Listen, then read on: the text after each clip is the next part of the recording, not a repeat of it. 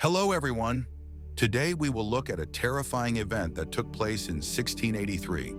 And yes, it is the conquest of Vienna by the Turkish army, which had over 200,000 men. On the side of the defenders, behind the mighty walls of Vienna, were 11,000 soldiers. In addition, 5,000 were volunteers. Vienna also had 312 cannons, but only 141 were in operation. So everything indicated a clear defeat. So what could have caused the scattering of almost 250,000 army? Let's try to find out together. Let's go for it. Just to recap, we are in 1683. Vienna is located in the Holy Roman Empire. It is under the rule of the powerful Habsburg dynasty, which comes from today's Austria. This city has already experienced one unsuccessful Turkish siege, and in general, the Turks have been making devastating raids and invasions into Europe for about 200 years. This time, however, they wanted to conquer what is of great value to Europe. Vienna did not look like it does today. The whole city was basically a massive fortress in itself, which had walls built in a triangle, so that it could cover as many angles as possible when an attack occurred. After the first siege of Vienna, repairs to the walls began and new bastions were built, which were connected by reinforced walls above the city moat. In the moat, which was not filled with water, 11 ravelins were built and forward redoubts were built between the bastions and the moat. The moat was widened to 20 meters and had a depth of 7 to 8 meters. The defense of the suburbs was not planned. The unbuilt forecourt exceptionally reached a width of 500 meters. On May 3rd, a Turkish army of 250,000 men and 300 cannons reached Belgrade. Sultan Mehmed IV handed over command to Kara Mustafa. On July 14th, 200,000 Turks, Crimean Tatars, Transylvanian Kuruk, and other auxiliary troops surrounded Vienna. All the besieging troops had covered 1,600 kilometers since March. During the march on Vienna, the Turks, of course, killed and burned the villages they came across. For example, the village named Perchtoldsdorf. During the first Turkish siege in 1529, the village was devastated. The inhabitants, who fortified themselves in the church, were spared. Only after the second Turkish siege in 1683 did the village recover. When it had previously become very economically weak, almost the entire population was murdered by the Ottomans. The village recovered very slowly. The greatest concern was the Turkish Janissaries, essentially elite units recruited from the non-Muslim Christian population of the Ottoman Empire, primarily the Slavs of the Balkans. They were the first modern standing army in Europe. The Janissaries began as elite corps created through the Devshirme system of child slavery, in which young Christian boys, mainly Armenians, Albanians, Bosnians, Bulgarians, Croats, Greeks, and Serbs, were taken from the Balkans, enslaved, converted to Islam, and incorporated into the Ottoman army.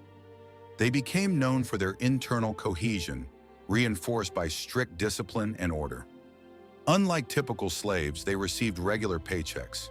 They were forbidden to marry before the age of 40 or engage in trade, and their complete loyalty to the Sultan was expected.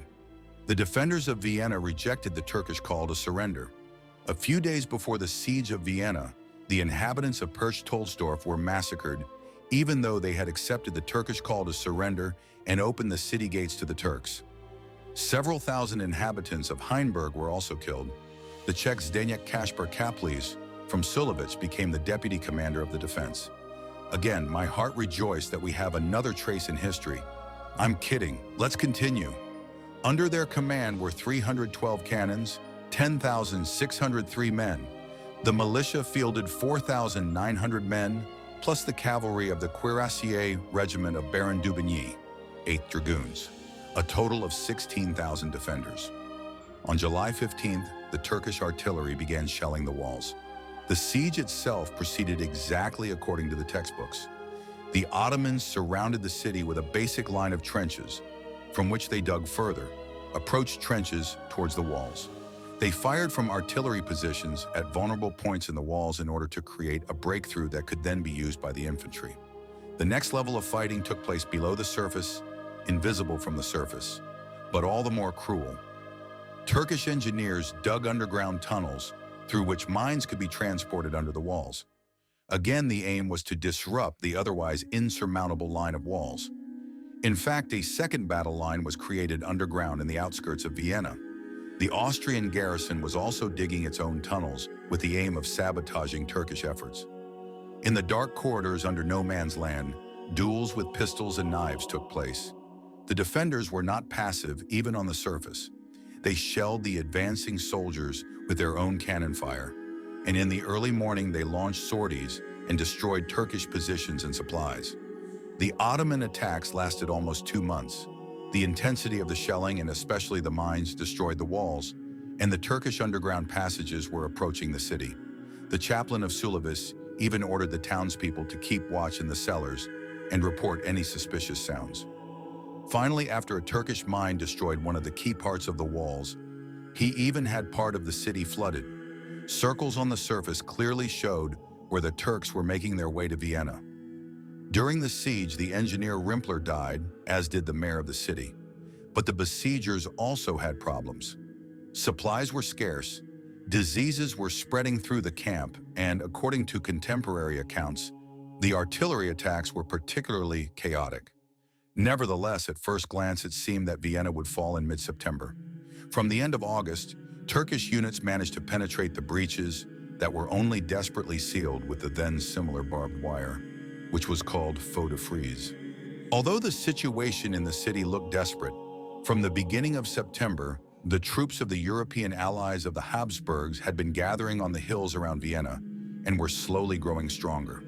This army had about 75,000 men, a third of whom were Poles under the command of King Jan Sobieski, and he himself became titular commander of the entire army. They had a significant advantage over the Turks. They were rested soldiers who were not yet exhausted by a year-long campaign like the Ottoman troops. The attack took place on September 12th, and it was 5 minutes to 12 for Vienna. 4 days earlier, the Turks had managed the largest breakthrough, which the defenders managed to repel only with maximum effort. Only 40% of the original city garrison remained, who constantly had to defend 64 defensive positions.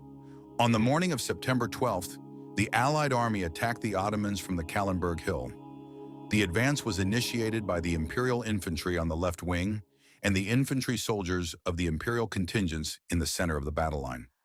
The Allies managed to push the Turks back and around noon captured the Ottoman strongholds in the villages of Neusdorf and Heiligenstadt, describes the final clash by historian Zdeněk Muncar.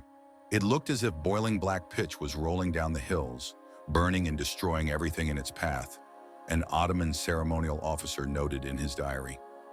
The attack had a completely different effect on the defenders of Vienna, especially the attack by the Polish heavy cavalry.